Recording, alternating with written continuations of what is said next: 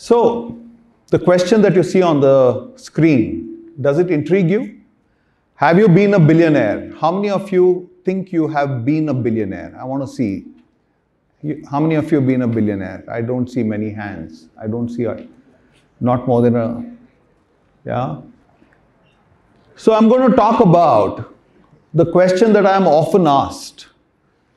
I meet a lot of entrepreneurs, young entrepreneurs. I meet a lot of young students. And the question that I get asked is how to get rich, how to be a millionaire. In fact, many of them these days don't even say millionaire. It's straight away billionaire. So what do you want to be, a millionaire or a billionaire? There you go. So the question is it right or wrong to aim to become a billionaire? I think it's absolutely right. You should. Okay? If you can, great. If you can't, you can still be a billionaire. And that's what I'm going to talk about. And I'm going to share that with you from aspects of my life. Okay? And hope it makes sense. The photograph that you see a boy around 12 to 15-year-old on in a railway station. Okay? Where do you think this guy will land up in life? What do you think he can achieve in his life? That's the question I want to start with. I want you to think, what can this child who is at the railway platform, lack of education, lack of food, lack of clothing, what can he achieve in life? Would you like to know? That kid is me.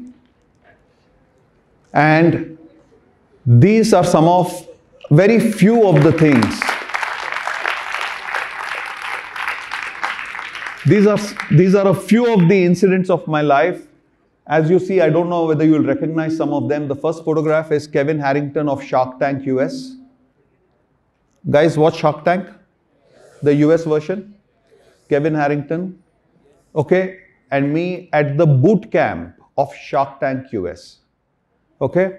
You see the second photograph, me inaugurating the HDFC Bank branch. Then you see the Minister of State for Finance, Mr. Anurag Thakur, one of the most dynamic leaders of this country, felicitating me. You see, do you know about Jesse Itzler? Read about him. One of the most inspirational human beings ever born. Jesse Itzler and me.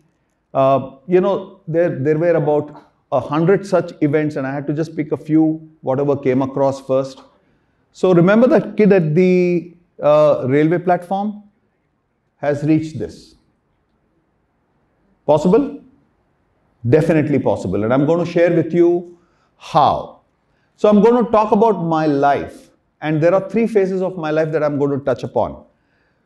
12 to 28, what happened in my life? One or two incidents. 28 to 45, what happened? One or two incidents. And 45 up till now, what has happened? Would you like to know? Yes. I really want to hear. Do you want to know? Yes. Okay, great. So, couple of incidents, okay? The first incident that really happened to me around the age of 15.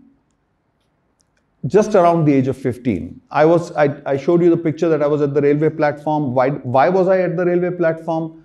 I had no home at that time to stay, so I used to actually sleep at the railway platform. I used to get food once in 2-3 days, sometimes to eat, and that is the way I started my life.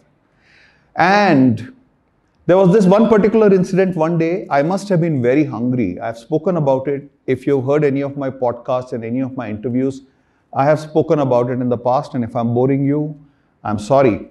But this is an incident that shook me, that shaped me. I was very hungry probably. I saw a mother feeding a child from her tiffin box. And I must have been staring because I was hungry probably. What happened next was I saw this lady call her husband and say something to him. And for a second I felt happy because I thought she's going to tell him, give this child some food. But what happened next was shocking. That man came to me and without thinking, without understanding anything, started beating me up. 2, 3 other of his friends and relatives joined, and a 15-year-old kid on the railway platform is getting thrashed by grown-up men. For what mistake? For looking at food. Why? I couldn't understand. The only question I could ask while I was being beaten is why? What did I do? I didn't steal. I didn't ask. I didn't even beg. But any which ways. So this incident happened until a few good people came and saved me. Why am I telling you about this incident is because that day, I realized that, the first learning of my life. If you're weak, you will be crushed. This is a world for, people who can be strong, who can fight back. It is not a world for weak people. That is the story of the first incident of my life that made me sit and think what's happening. So what did I decide to do? At that age, I decided that I need to do something to earn money. I need to be somebody. All right. And I had no idea what I'm going to be. I had no idea. I didn't have a godfather. I had lost my father when I was 12. I didn't have anybody to guide me. That's when the second incident happened. Very soon after this first incident, I used to watch one man who used to come to the railway platform middle of the night, sometime early morning around 3 o'clock, 4 o'clock, 5 o'clock, and he would give money to a lot of poor people. And I would see every morning he is giving some money. I thought, what a great man. But the reality was he was a money lender. And he was giving money to vegetable vendors, fruit vendors, and those people would borrow money from him, go to the market, buy whatever they wanted to buy, take it and sell on the streets. And then I would see around 12 o'clock in the afternoon, those vegetable vendors come back. And this guy would be there around 12 o'clock, 1 o'clock, sometimes 2 o'clock, collect the money back. I didn't know how much money was given. I didn't know how much money was collected. But then I used to, because of my inquisitiveness, I would go and ask some of those vegetable vendors. And they told me, he gives us 500 rupees in the morning at about 4 o'clock, collects about 550 rupees by 12 o'clock. Guys, 10% interest for a few hours. It's one of the best businesses, right? You can't earn that kind of money anywhere else in the world. That's when I did something because I was so desperate to do something in my life. I walked up to this man one early morning and I told him, can I do this job for you? Why do you come so early in the morning losing your sleep? I sleep here. Why can't I do this for you? Give me the money. I will lend it. Okay? I will collect the money. I will come back and give it to you. I need some money to earn so that I can eat a couple of meals a day. And because I could speak well and I looked from a family which was decent, or probably whatever it is, after a little bit of persuasion over a few days, he agreed, initially with small bits of money. That was my first earning in my life. Okay? I would do this for him every morning and then go back and return the money to him sometime in the afternoon. During that period, I became friendly with the vegetable vendors and with the fruit vendors. Actually, vegetable vendors. That's when I understood there is opportunity. Because these guys are borrowing money at early morning, finishing one round of selling vegetables, returning the money by around 12 noon, some of them around 1, 2. Why can't they do one more shift? Why can't? They sell some other commodity. Maybe if a vegetable vendor can sell fruits. When I spoke to some of those vegetable vendors, a few of them agreed. They said, will the boss agree? I said, that's my job. So I spoke to him and I said, can I come back at around 6 o'clock and return the money to you? He said, yeah, makes no difference. I have to lend it next morning. So I said, great. Now I struck a deal with the vegetable vendors and I told them, you know what, we'll do the second shift. And whatever you earn in the second shift, 50-50. That was my first business venture. And what happened was amazing. All of these vegetable vendors, whoever signed up with me to say, okay, we will do the second shift, started selling fruits in the second shift. We started making a lot of money. I started making a lot more money than I could handle. Right? Now, there was my first mistake. When I decided to end my work at Yellow Pages, right, something else happened. I got a call one day from an agency, and this lady says, hey, you know what, are you looking for a job? I said, actually, no. But what is the job anyway? Tell me. She says, have you heard about the internet? I said, no, because honestly, I hadn't. Okay, in those days, internet was, even Google didn't exist. Okay, and internet was not easily available. People didn't know how, it was a dial-up network and people didn't even have email IDs. So I said, no, I haven't heard about the internet. What about it? She said, would you like to be the first Indian to create a Yellow Pages on the internet? Something happened in my heart and my gut told me, yes, I want to be the first Indian to create a Yellow Pages on the internet, though I don't know what internet is. I'll figure out. But it sounds futuristic. I want to know, I want to learn. Had I not taken the decision earlier to join Yellow Pages, I wouldn't have got this opportunity. Had I joined Eureka Forbes, I would have been nowhere. Maybe I would have still been doing a normal sales job, right? So, when in life, my learning was, when in life, you have to choose to be future ready. If you're not going to be future ready, the future will leave you behind. And if you're left behind, you are not going to be relevant to the world. And if you're not relevant to the world, forget making money, you're not even going to be wanted. Okay? And this has been something that has come to me over and over again in my life. To be future ready at every age. Right? And I'm going to talk about this incident where, when I was asked, do you want to be the first Indian to create a Yellow Pages on the internet? I had no clue what internet was, and I had no clue how this job is going to happen. And they told me, okay, fine, in that case, make a presentation and send it to us. Email it to us. I had no email ID, I didn't know what a presentation was, I had no computer, I didn't know how to operate one. So what do? I did it. I went, in Hindi there is a word, it's called jugaad. I did some jugaad, got somebody to do something for me. I invited 2-3 people who knew how to make, companies who were in those days, their business was we make PPT. That was a business. And I called 2-3 companies, I gave them a mandate and I said, can you make a PPT or a presentation? They said, yes, got it done. I didn't know how to email it. Went to those days there was something called as a cyber cafe. Went to a cyber cafe and then got it mailed from there. I got the job.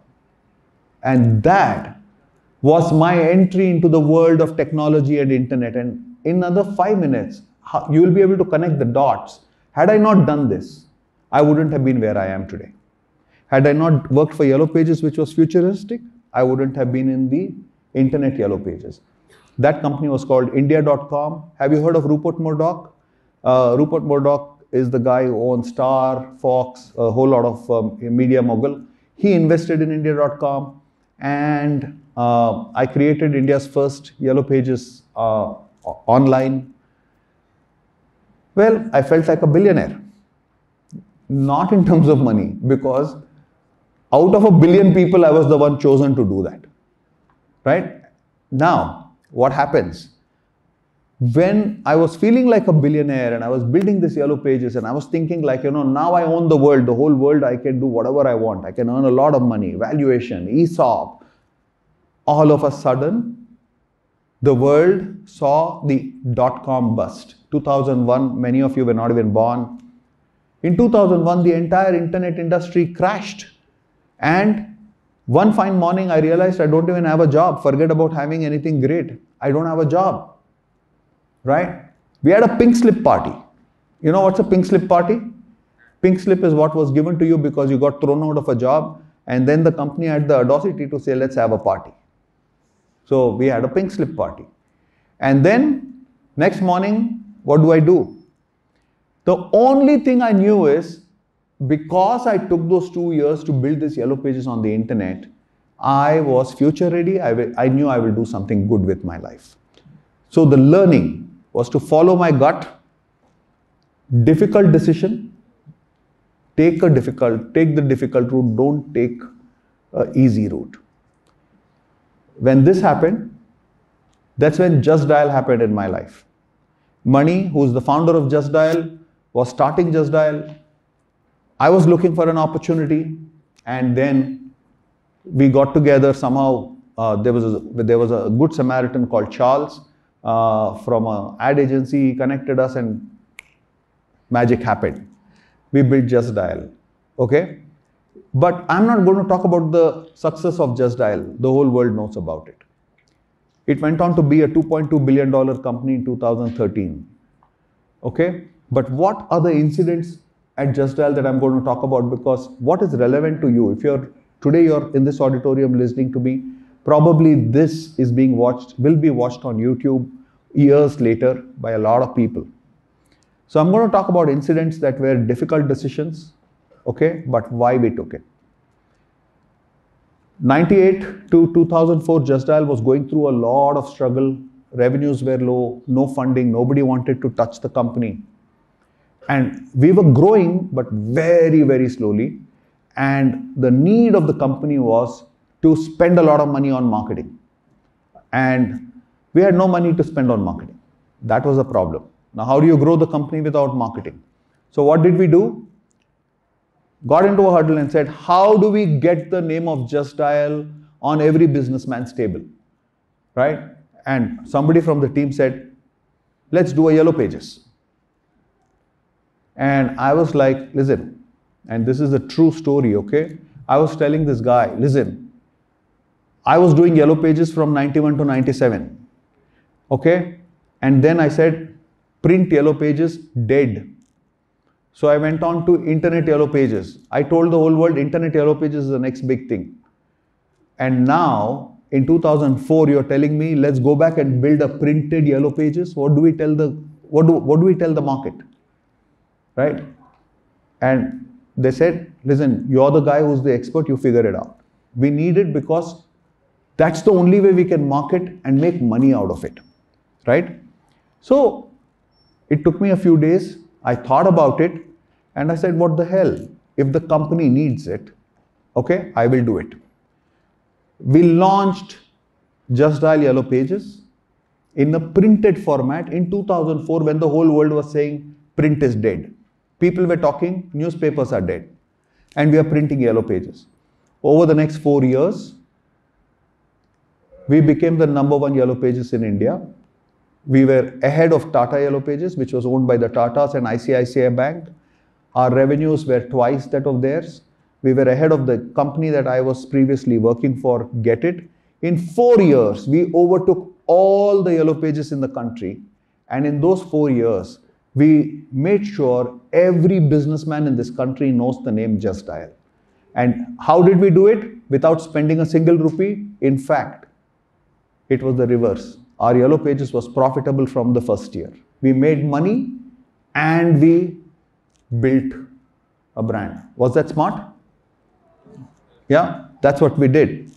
So the learning was tough times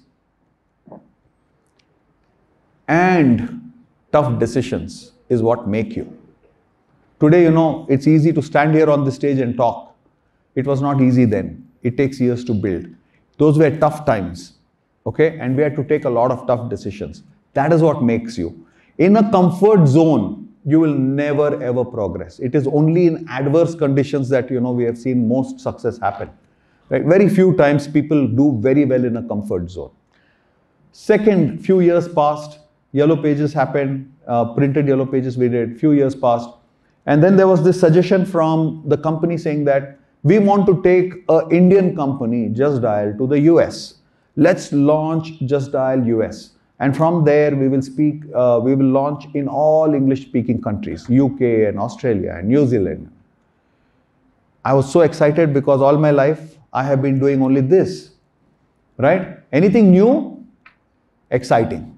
Anything exciting, I will do, right? So I did that. I said, let's do Yellow Pages. Let's do Just Dial in the US. We launched. In short, it didn't do very well. We lost about, I think the company lost about $10 million or $12 million, and it failed. We spent about 3 or 4 years of our time trying to build it in the US. What we didn't realize is that US is a different beast. India is a different beast, okay? So the learning from that was, don't fear. This is what I learned. Let's not fear any unknown situation. US was unknown to me, and I took that decision. It failed. Nevertheless, it did a lot of good to me. I'm running short of time, but these are some of the learnings from my life. So I'm going to skip a lot of the points which are here. And the learning that I want to give you is just this. In every one of those experiences of my life, I felt like a billionaire, okay? I felt like a billionaire when something really good happened. I felt like a billionaire when things have failed, but I have had a great learning. Every failure has been a stepping stone for me, and that is what I wanted to share with you guys, okay? The other thing is, if you're going to be future ready, sooner or later you will make it big. If you're doing something that is not future ready, playing safe, staying in the comfort zone, chances of success are very, very bleak, right? What do I do today? I'm an investor. I invest in a lot of startups across domains, okay? From fintech, e-commerce, medtech, quick commerce, fashion, gaming, food, companies across India, US, UK, Singapore. It's a great feeling to be there, but it's not easy. It's not all good. If you invest in startups, maybe 1 out of 10 clicks, you're very lucky, okay? But however, what I follow is listen to your gut. Data is good, gut is better. A combination of data and gut is the right way to make decisions. That's the way I have always made my decisions. So I'm sharing that with you. Today I'm building Zoozle. I'm not going to talk about it because we're running out of time, probably another time. But Zoozle, in my opinion, is going to shape e-commerce in this country. Okay, we are in awe of what Amazon has done, what Flipkart has done. But I personally believe nobody is really making money. We want to disrupt that space as far as possible, and we want to make it profitable at the earliest. What am I putting up there? All my learnings from the age of 12 till now put together. I'm trying to build Zoozle with an amazing team, and hopefully we will make it big. So that's my time. Signing off.